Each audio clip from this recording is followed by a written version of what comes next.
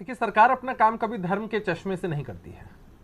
वक्फ board की आप बात करें, बिहार राज्य धार्मिक न्यास बोर्ड की आप बात करें, सरकार ने हर एक संस्था के लिए काम करने के रास्ते को ही चुना है। अतिक्रमण से जमीनों को बचाया जा सके, इसके लिए भाजपा कोटे से ही विधि मंत्री आते हैं, वो सभी जिलों में इसका रिव्यू करते हैं और कहीं भी जब अतिक्रमण की खबरें आती हैं, चाहे वो मंदिर का मसला हो, मस्जिद का मसला हो, गुरुद्वारा हो या चर्च हो, वहां कार्रवाई सुनिश्चित की जाती है कि किसी भी कीमत पर अतिक्रमण नहीं हो सकता है। वक्फ बोर्ड की हम बात कर रहे हैं। वक्फ बोर्ड के माध्यम से अगर भवन का निर्माण होता है तो उसमें कार्य क्या होने हैं? शिक्षण का कार्य होना है, कोचिंग का कार्य होना है, विवाह भवन बनने हैं। तो इनके तीर्थ बिहार भवन का राज्य क्या धार्मिक होगा? न्यास बोर्ड के माध्यम से अभिषेक जी, इनके तीर्थ भवन का क्या होगा? बिहार राज्य धार्मिक न्यास बोर्ड के माध्यम से भी विभिन्न जगहों पर जब धर्मशाला का निर्माण होता है, दुकानें खोली जाती हैं, तो यह सब आय का एक स्रोत ही होता है ना, चाहे वो धार्मिक न्यास बोर्ड के माध्यम से हो या वक्फ बोर्ड के माध्यम से हो। आपने देखा है कि जहां भी अतिक्रमण के मामले सामने आए हैं, अब तो यह प्रावधान हुआ है कि कहीं भी मंदिरों या मठों की जो जमीनें हैं वो भगवान के नाम से रजिस्टर्ड होंगी, ना कि वहां के महंतों के नाम से, ताकि कोई भी जमीन का अवैध अतिक्रमण न कर की जो डिमांड कर रहे हैं, क्या सरकार पूरी करेगी? नीतीश कुमार इस बारे में सोच रहे हैं क्या तीर्थ भवन बनाए जाए जिलेवार तरीके से? डिमांड करने, देखिए आप दो पहलुओं को समझिए विवेक जी।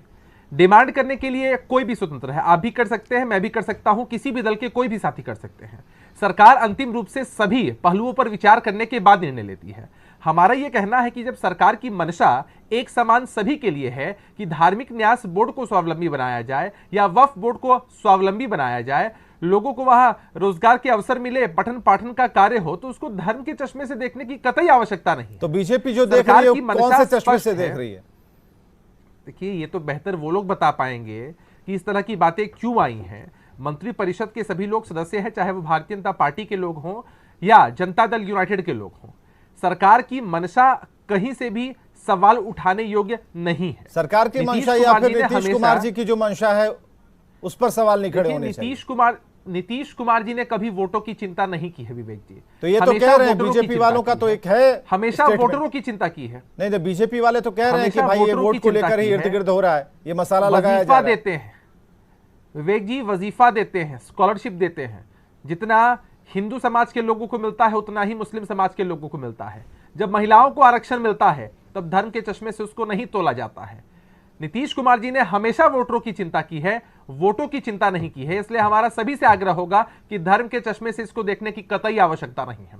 यानी बीजेपी से धर्म के चश्मे से देख रही है, आप सीधे कह रहे हैं? मैंने कहा ना कि किन्हीं को भी अगर तो और कौन देख कौन रहा है? और तो किसी ने इस मैदान में तो और कोई नहीं है बीजेपी को छोड़ के। अरे वो तो आप कह रहे हैं ना विवेक जी। और कौन है? आप भी बता दीजिए। चलिए, हम कह रहे हैं, हमने कहना बंद कर दिया। आप बताइए और कौन कौन से योद्धा हैं इस मैदान में? हर एक इंडिविजुअल स्वतंत्र है, हर कोई इस मैदान में है, जो कि सरकार के द्वारा किए गए किसी भी कार्य का आकलन अवलोकन कर सकता है और अपना मंतव्य उस पर दे सकता है। हम लोगों ने साफ तौर पर कहा है कि किसी को भी इस तरह के चश्मे का इस्तेमाल नहीं करना चाहिए।